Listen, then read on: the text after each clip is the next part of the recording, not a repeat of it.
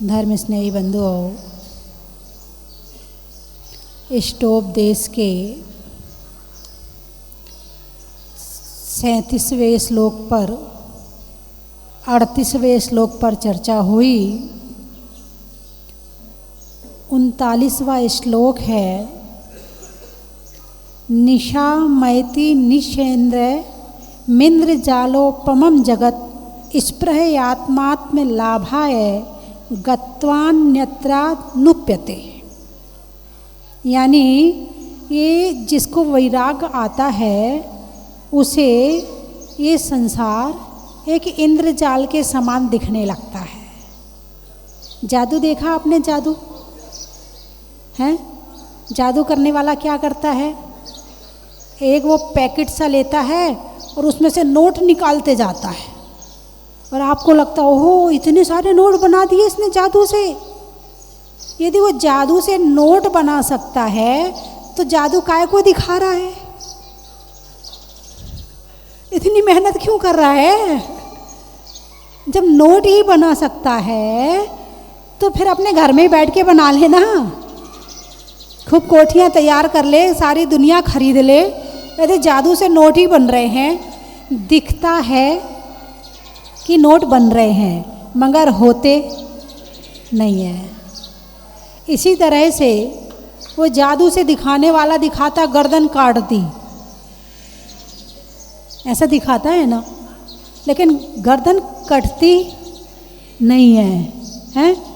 वो दिखाता इतने सारे फीते को उसने लंबा लंबा निकालता गया निकालता गया निकालता गया। आपको लगता अरे इसने तो छतरी की छड़ी बना दी, छड़ी की छतरी बना दी।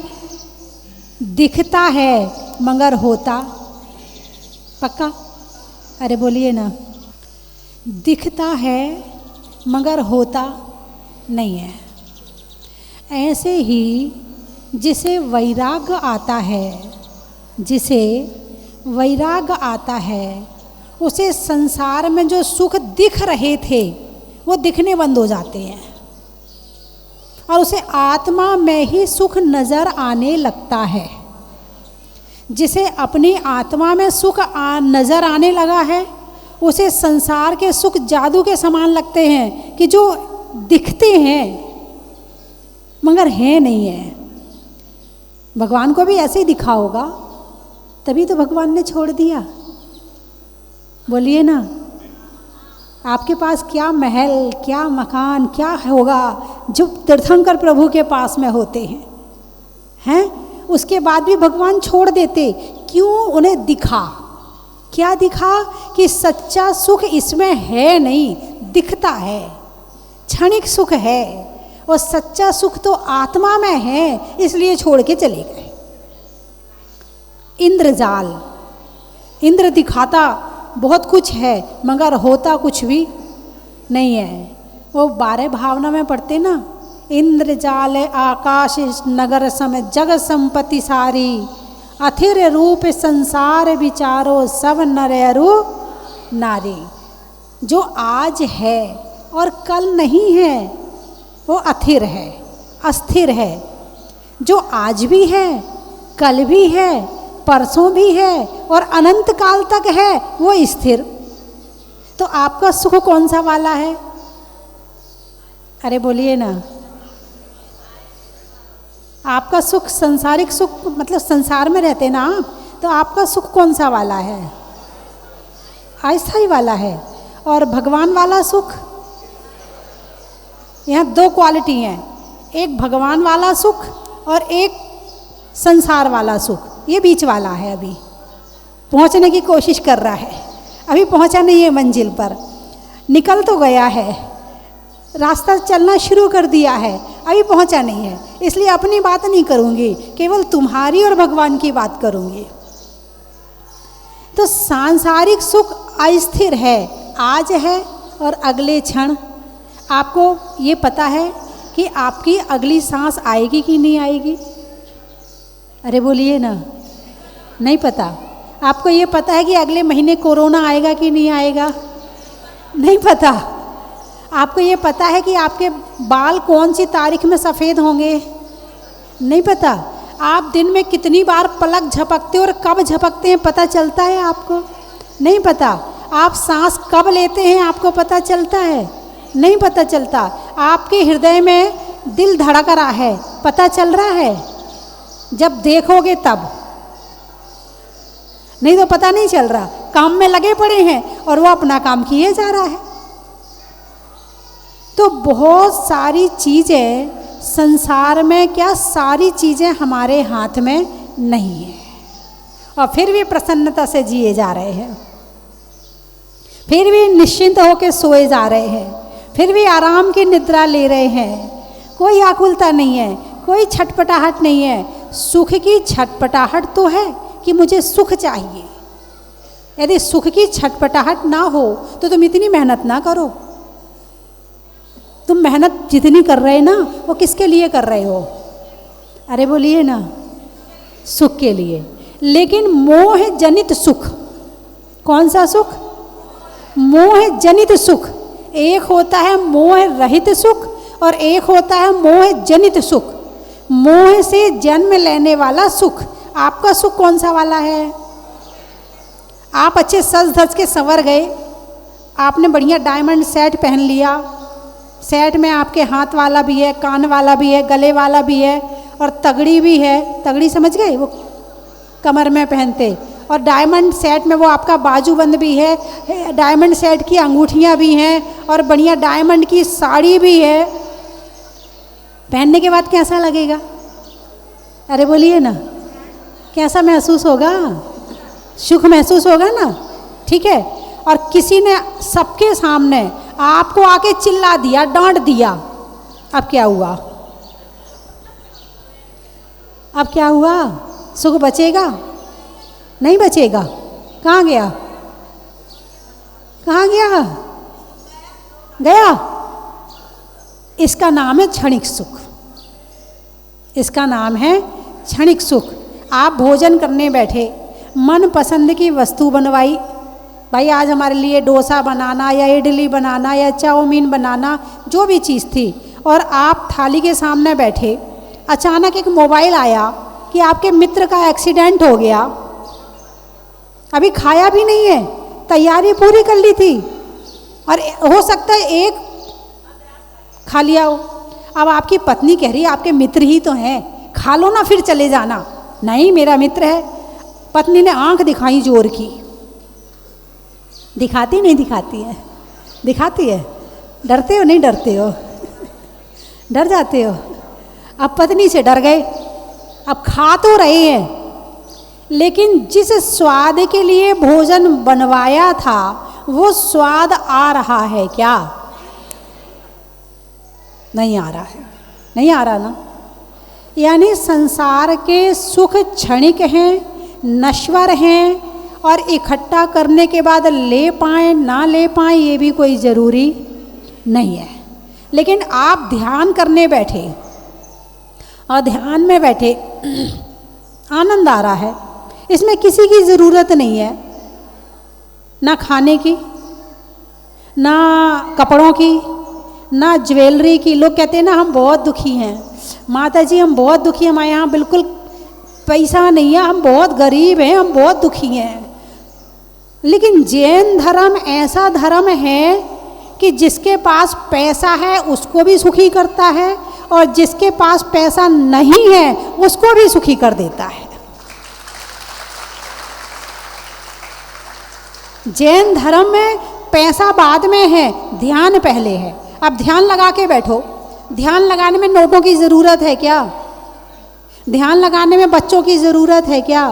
ध्यान लगाने में अच्छे कपड़ों की ज़रूरत है क्या? कि भाई जब अच्छे कपड़े पहनेंगे, जब ज्वेलरी पहनेंगे, जब अच्छे सूट बूट पहनेंगे तभी ध्यान लगेगा, नहीं तो ध्यान नहीं लगेगा। ऐसा है क्या? नहीं है। तो ध्यान लगाने के लिए किसकी ज़रूरत है? शुद्ध भावों की। किसकी ज़रूरत है? शुद्ध भावों की। और सुख किससे मिलता है? सच्चा सुख।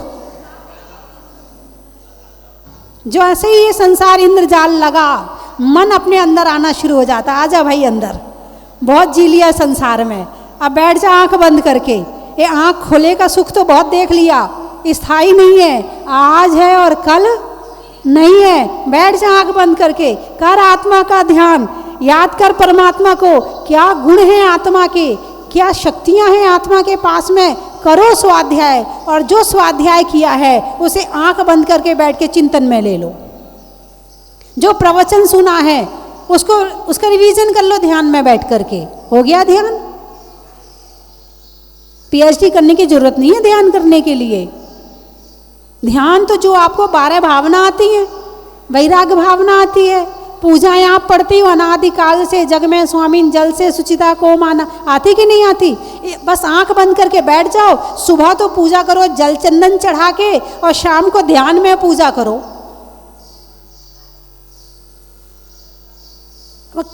एक एक लाइन भी याद है ना, तो आपको ध्यान हो सकता है।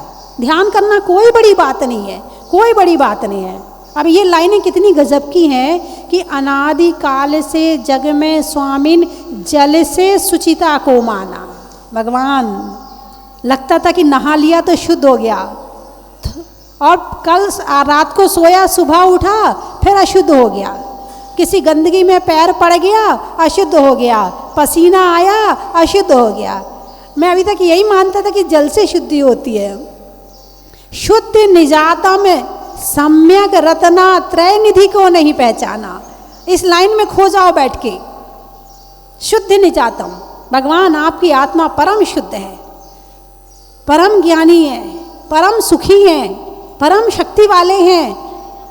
मैंने आज तक अपनी निधि को नहीं पहचाना कि जो शक्तियाँ हे भगवान आपके अंदर में हैं, वो शक्तियाँ मेरे अंदर में हैं। मैंने आज तक इस बात को जाना ही नहीं, सोचा ही नहीं, समझा ही नहीं। और वो निधि कैसे प्राप्त होगी? रत्नात्रय से। सम्यक दर्शन, सम्यक ज्ञान, सम्यक चायत। अब चिंतन शुरू कर दो रत्नात्रय का। पूरी पूजा करने की जरूरत ही नहीं है, 4 लाइनों में आधा घंटा लग जाएगा। और अपनी भूल नहीं पहचाना, भगवान गलती हो गई, भगवान अब पहचानने की कोशिश कर रहा हूँ, अपने आप को पहचानने की कोशिश कर रहा हूँ। सारी दुनिया को पहचानने के लिए मैंने कितने अखबार पढ़े, कितनी न्यूज़ देखी, कितनी बातें करी, कितनों का परिचय प्राप्त किया। भगवान मैंने आज तक खुद का परिचय प्राप्त नहीं किया। अपनी भूल स्वीकार, प्रायश्चित हो गया, प्रतिक्रमण हो गया, पश्चाताप हो गया ध्यान में। अब शुद्ध निजातम सम्यक रत्ना त्रय निधि को नहीं पहचाना। आगे क्या है? अब निर्मल रत्ना त्रय जल लेके देव शास्त्र गुरु को ध्याओ। जल कैसा है? जल पे चिंतन शुरू कर दो। पानी कभी अशुद्ध नहीं होता है, कभी अशुद्ध नहीं होता है। हैं, बारिश हुई नाले में गया, नाले से नदियों में गया, नदियों से समुद्र में गया, समुद्र से फिर सूरज ने सोख लिया, फिर बादल बन गया, और फिर बरस के फिर शुद्ध पानी आया वापस। कभी पानी अशुद्ध नहीं होता है। हैं, तो ऐसा जल, जैसा जल है ऐसी मेरी आत्मा शुद्ध हो जाए। और इसके लिए हे भगवान मैं देव शास्त्र गुरु को स्मरण करता हूँ, याद करता हूँ, भक्ति करता हूँ, चिंतन करता हूँ, उनका मनन करता हूँ। अब अपने सामने भगवान की तस्वीर ले आओ, शास्त्र की जिनवाणी लेके आ जाओ, गुरुओं की तस्वीर ले आओ और बैठ जाओ और देखो और उनके गुणों को देखो। 3 लाइन हो गई। अगली लाइन क्या है? विद्यमान श्री 20 तीर्थंकर सिद्ध प्रभु के गुण जा। पहुँच जाओ विदेह क्षेत्र में। विद्यमान 20 तीर्थंकर कहाँ हैं? विदेह क्षेत्र में। कहाँ हैं? विदेह क्षेत्र में। पहुँच जाओ विदेह क्षेत्र में, समूह शरण में पहुँच जाओ, करो उनके दर्शन बैठ के। विद्यमान श्री 20 तीर्थंकर, और पहुँच जाओ सिद्धालय में। हे सिद्ध भगवान आप सिद्धालय में विराजमान हैं, आपको मेरा बारंबार नमोस्तु नमोस्तु नमोस्तु। पूजा करने का मतलब ये नहीं है कि तुमने पूजा करी तो भगवान के लिए करी है। तुम्हारी पूजा से भगवान खुश हो जाएंगे इसलिए पूजा नहीं करी जाती है। पूजा करने का मतलब है कि उनको याद करके खुद के पास पहुंचो। पूजा करने का मतलब है कि उनको याद करके खुद के पास पहुंचो। तो सुबह तो टाइम कम रहता है, सुबह काम बहुत सारे होते हैं। अरे बोलिए ना, दुकान भी जाना है, पूजा भी करनी है, अभिषेक भी करना है, महिलाओं को नाश्ता भी बनाना है, भोजन भी बनाना है, बच्चों को स्कूल भी भेजना, बहुत सारे काम होते हैं। तो फटाफट फटाफट फटाफट फटाफट पूजा हो जाती है। वो पता ही नहीं चलता कि कब पूजा शुरू होती है और कब ख़त्म हो जाती है। चलो कोई बात नहीं, सुबह आपके पास टाइम नहीं है, शाम को तो टाइम है आपके पास, दोपहर में तो टाइम है आपके पास, रात को तो टाइम है आपके पास में। रात को बैठ जाओ आधा घंटा के लिए आंख बंद करके, करो पूजा दोबारा। जो तुमने सुबह पूजा करी थी उसका रस अब निचोड़ो बैठ के। बात समझ में आई कि नहीं आई? फल तो लाए थे सुबह, अब उसका जूस बना के पियो शाम को, रात में, दोपहर में। और यदि आपने पूजा करी और उसका जूस नहीं पिया तो फल लाने का पुण्य तो है, खाने का पुण्य नहीं है। पूजा करने का पुण्य तो है, मगर पूजा का स्वाद लेने का पुण्य नहीं है। तो ध्यान करने के लिए जरूरी नहीं कि आपको बड़े बड़े शास्त्र पढ़ने पड़े, नहीं। आपकी पूजा आपका ध्यान का कारण बनेगी, आपकी 12 भावना आपके ध्यान का कारण बनेंगे। आप कहीं बैठ जाओ, बस में जा रहे हैं, आप यात्रा पर आए हैं, बैठ जाओ आंख बंद करके। गाड़ी वाला तो गाड़ी चला रहा है, आपको तो गाड़ी चलानी नहीं है, आपको तो गाड़ी चलानी नहीं है।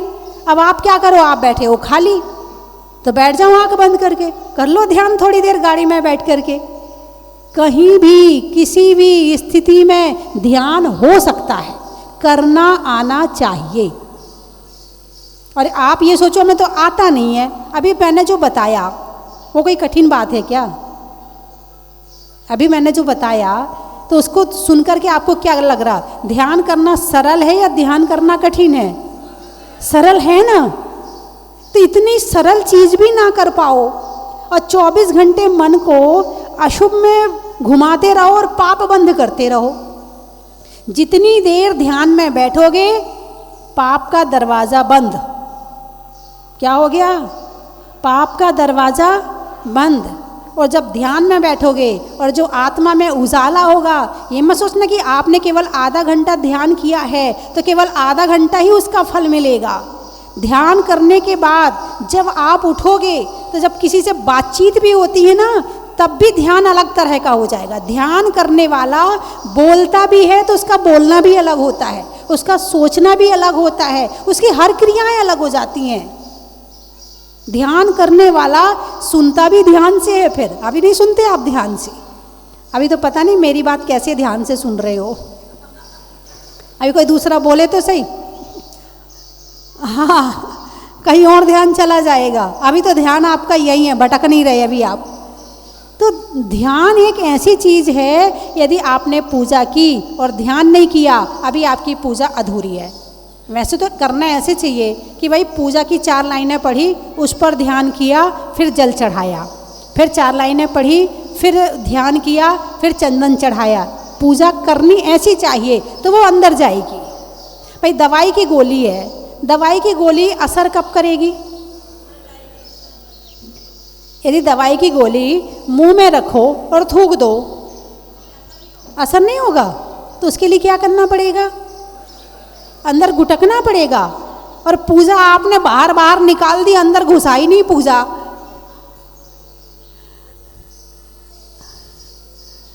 कुछ लग रहा सही? 12 भावना पढ़ी और केवल जुबान जुबान से पढ़ ली, आत्मा में नहीं पहुंचाई, तो उसका फल मिलेगा? नहीं मिलेगा। जैसे आप फल लाते हो, उसका जूस बनाते हो, स्वाद लेते हो, तो जैन धर्म में जन्म लिया है आपने, उसका स्वाद लेना सीखो। मंदिर में पूजा में 100 में से 80 लोग पूजा फटाफट वाली करते हैं, और जो सामूहिक करता है ना, वो वाली पूजा निकाल ले, याद है जल्दी हो जाएगी, जल्दी कर ले, हाँ टाइम है नहीं घर जाना है। आधे लोग तो ऐसी पूजा करते हैं। मैंने एक जिनवाणी लिखी, शायद आप लोगों को मिली होगी, नहीं मिली तो आज लेकर के जाना आप जिनवाणी, क्योंकि आपकी प्रतिदिन की पूजा में जिनवाणी सबसे ज़्यादा काम आती। मैंने सारी पूजा नई कर दी और सारी पूजाओं को इस तरह बनाया है कि उसमें ध्यान आराम से लग सके, आराम से ध्यान लग सके। आपका मन ही नहीं भटकेगा जब आप पूजा करोगे तो, क्योंकि जो चीज़ याद हो गई ना, अब वो उसमें ज़रूरत नहीं होती दिमाग लगाने की, और जो चीज़ याद नहीं है उसमें दिमाग लगाया जाता है। तो मैंने नई जिनवाणी लिखी है, आप उसको जरूर लेकर के जाना। और यदि आप दान पुण्य करने वाले हो तो 5-10 जिनवाणी लेके जाना, अपने मंदिर में भी रख देना, आप भी करना औरों को भी करवा देना। क्योंकि श्रावक के जीवन में पूजा एक बहुत बड़ी चीज़ होती है। श्रावक की भक्ति पूजा के प्रति सबसे ज़्यादा होती है। श्रावक की भक्ति और श्रद्धा पूजा में सबसे ज़्यादा होती है, और वही पूजा आपका मोक्ष का कारण बन जाएगी यदि आप उसका रस निचोड़ना शुरू कर दें तो। अब सुबह नहीं है ना, शाम को। शाम तो खैर नहीं कर सकते क्योंकि ध्यान उस समय नहीं, खाने का टाइम होता है, तो रात को तो कोई खाता नहीं है, इसलिए रात सबसे बढ़िया चीज़ है। लाइट बंद करो, आसन लगाओ और आराम से बैठ जाओ। आपको पद्मासन नहीं लगता है तो आप अर्ध पद्मासन जरूर लगाना। एक पैर तो आ सकता है ना ऊपर, दूसरा ना आए, लेकिन एक तो आ ही सकता है ना। एक का अभ्यास करो, जो एक का अभ्यास करेगा उसका धीरे धीरे दूसरा आना भी शुरू हो जाएगा। और जो पद्मासन लगा के ध्यान करना शुरू कर देगा उसके घुटने में दर्द नहीं होगा, उसकी कमर में दर्द नहीं होगा, क्योंकि शरीर के जो मूवमेंट होता है उन नसों को जैसा होना चाहिए नेचुरल स्थिति में वो पद्मासन में बनती है। नेचुरल स्थिति में पूरा शरीर में खिंचाव आता है, शुरू शुरू में खिंचाव लगेगा, घबराना नहीं। शुरू में तो थोड़े से शरीर हलचल मचाएगा। जब लकड़ी टूटती है आवाज़ होती नहीं होती। जब आप दिन भर अपने सोफा में सेट रहते हैं, कहाँ सोफा में सेट रहते हैं, सारे दिन आप चेयरमैन बने रहते हैं, और जब आप जमींदार बनोगे तो थोड़ी सी आवाज़ तो होगी। जमींदार का मतलब समझ गए? जो ज़मीन में बैठे सो जमींदार, जो चेयर पर बैठे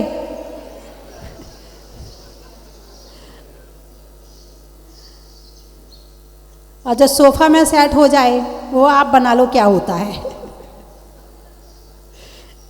तो शरीर को नीचे बिठाने की, बैठने की, पालती मार के बैठने की आदत होनी चाहिए।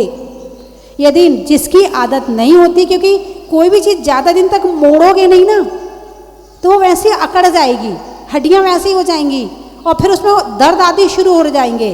और जब आप ध्यान में बैठोगे तो आपकी स्थिति नेचुरल रहेगी। अब नहीं तो फिर बैठो मंदिर में भी जाके, घुटने का दर्द है ना, कुर्सी दे दो ना ज़रा। अब तो जवानी में होने लगे दर्द, क्यों? नीचे बैठने की आदत छूट गई, सारे काम खड़े खड़े होते हैं। खाना बनाना, कपड़े धोना, रोटी बनाना, झाड़ू लगाना, पोंछा लगाना, सोते नहीं हो खड़े खड़े।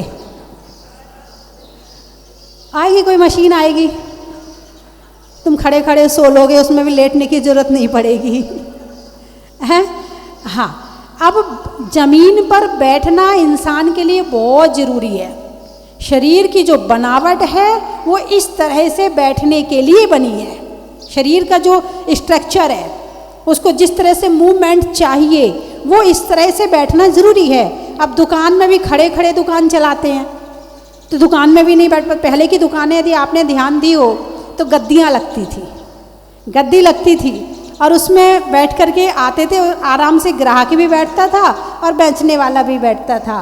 और अब जो है दोनों ही खड़े खड़े आते हैं, दोनों ही दिन भर बेचारे।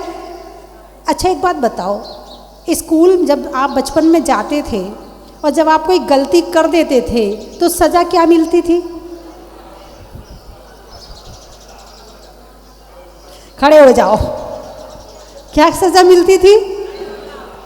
कितनी बड़ी सज़ा सारी दुनिया को मिल रही है। अपने आप ही खुद की सज़ा खुद ही ले रहे हैं। पश्चिमी संस्कारों को इतना अपना लिया है, वहाँ होते हैं सारे काम खड़े खड़े, हमारे यहाँ नहीं होते हैं। हमारे यहाँ तो रसोई भी होती थी तो बड़ी होती थी, बैठ के भोजन बनाते थे, बैठ के खाते थे। अब तो वो खड़े खड़े खाने का सिस्टम भी आ गया है। तो यदि आप ध्यान, लेकिन एक बात है, इसके लिए आपको संकल्प लेना पड़ेगा, क्योंकि मन बहुत बुरी चीज़ है, इसके संस्कार इस पर बुरे पड़ चुके हैं, इसलिए बुरी चीज़ है। अब इसको संस्कारित करने के लिए संकल्प लेना ज़रूरी है। जैसे आपने उपवास का संकल्प लिया कि कल हमारा उपवास है, आज से मन शांत है, कल खाना खाना ही नहीं है, दिमाग शांत है। उपवास शरीर नहीं करता है, दिमाग से करवाया जाता है। दिमाग में आ गया खाना है, फिर तुम रह नहीं सकते, और दिमाग में आ गया उपवास है, फिर तुम खाओगे नहीं। चाहे कोई 1 करोड़ रुपया भी देते तो कहना नहीं आज तो हमारा उपवास है, क्या करें तेरे करोड़ का, है ना। तो मन को संकल्पित करना पड़ेगा कि ध्यान करना चाहिए और करेंगे। तो आप लोगों को मेरी बात ठीक लगी कि नहीं लगी? तो कर सकते हो नहीं कर सकते हो? 1 साल का नियम ले सकते हो? 1 साल का, बस 1 साल, ज़्यादा नहीं, यूँ निकल जाएगा। आप अपना आधा घंटा 15 मिनट का रख लो, जितना भी, 15 मिनट आधा घंटे में से जो भी आपको सूट करे। एक सामायिक, तो वैसे भगवान महावीर ने कहा है कि श्रावक को 1 सामायिक रोज करनी चाहिए, जो बिना प्रतिमा वाला है। फिर जो प्रतिमा वाला है तो उसे दूसरी प्रतिमा तक 2 सामायिक करनी चाहिए, और फिर तीसरी प्रतिमा से 3 सामायिक आ जाती है। तो आप लोग जो हैं 1 सामायिक वाले हैं, और 1 सामायिक का काल होता है 48 मिनट। कितना होता है? यदि आप 48 मिनट की सामायिक करते हैं तो उत्कृष्ट, 24 मिनट की करते हैं तो मध्यम, और फिर आप देख लो आगे। तो कौन सी वाली करेंगे आप, 24 मिनट वाली या 48 मिनट वाली? 48 मिनट वाले 2 उंगली उठा दें, और 24 वाले 1 उंगली उठा दें। उठाइए 24 वाले, हाँ हाँ उठाइए उठाइए। और युवाओं में अपने अंदर संस्कार जरूर डालिए, क्योंकि बुढ़ापा आने के बाद ध्यान नहीं लगता। अभी से आप अभ्यास कीजिए 24 मिनट की। उठाइए, भगवान के मंदिर में कर लीजिए, कोई दिक्कत नहीं है, अच्छे से उठाइए। और युवाओं को, बच्चों को तो ध्यान जरूर करना चाहिए। बुढ़ापे में तो दिमाग खराब हो जाता, वैसे ही नहीं होता है। आप भी तो उठाइए 1 उंगली, 24 मिनट। अरे अच्छे से उठाओ ना। शादी में जाते हैं तो उसकी छूट है, बीमार हो जाएं तो लेटे लेटे कर लें, बीमार हो जाएं तो लेटे लेटे कर लें। उठाइए हाँ। पीछे वालों की क्या दिक्कत? मेरी आवाज नहीं पहुंच रही पीछे? जो ले लेगा वो फायदे में, जो नहीं लेगा वो सोचता ही रहेगा।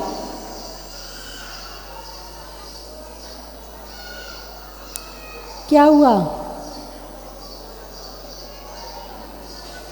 सुब्रत नाथ का बड़ा ही महत्व है। पंखा में झलने का, बच्चों में पलने का, भगवान के जमीन से निकलने का बड़ा ही महत्व है। हिंदी में मात्रा का, स्कूल में छात्रा का, आज आपकी जाजपुर की यात्रा का बड़ा ही महत्व है।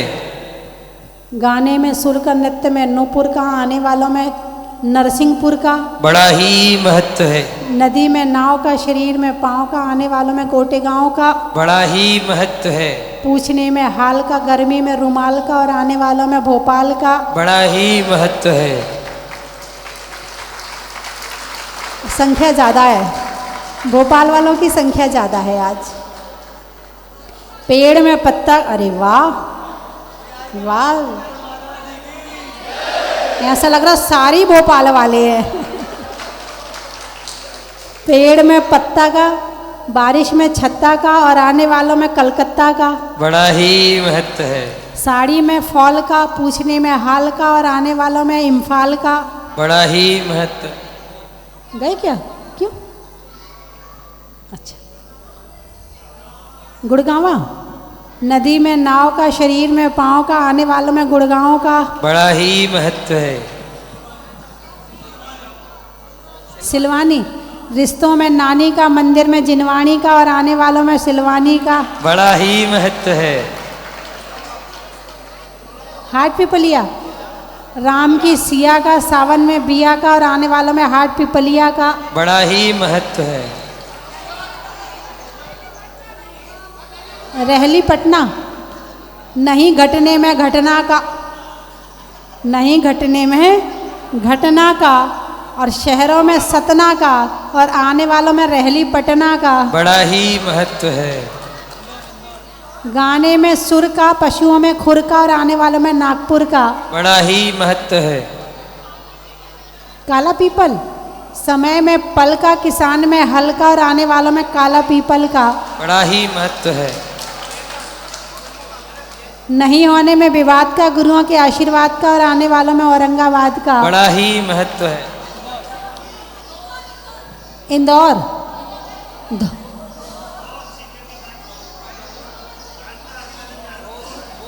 गोद, धोध, धोध, बच्चों के लिए माँ की गोद का, होने में बोध का, और आने वालों में धोध का। बड़ा ही महत्व है। आम की बौर का, खाने में कौर का, आने वालों में इंदौर का।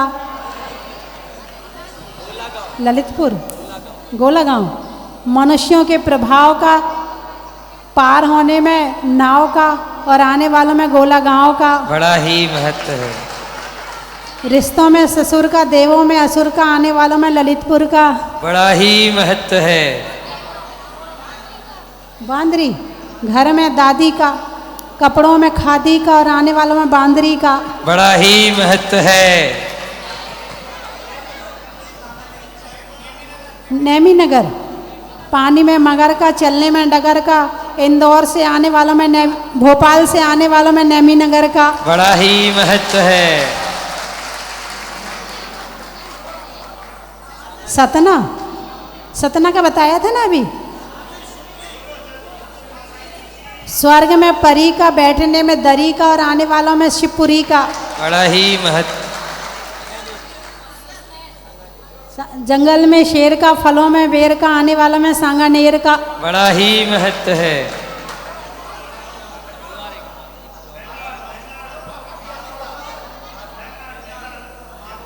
मारोरा, रंगों में हरा का, रहने में धरा का, आने वालों में मारोरा का। बड़ा ही महत्व है। मॉडल टाउन, दिल्ली में, दिल्ली का ना बताऊं, सर्दी में ऊन का, महीनों में जून का, आने वालों में दिल्ली मॉडल टाउन का। बड़ा ही महत्व है।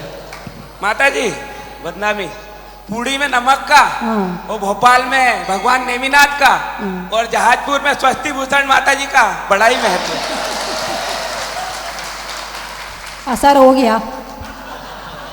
आज गाड़ी में जाते जाते खूब बनाना महत्व है, ठीक है। आज फालतू बातें नहीं करना, आज महत्व बनाते बनाते जाना।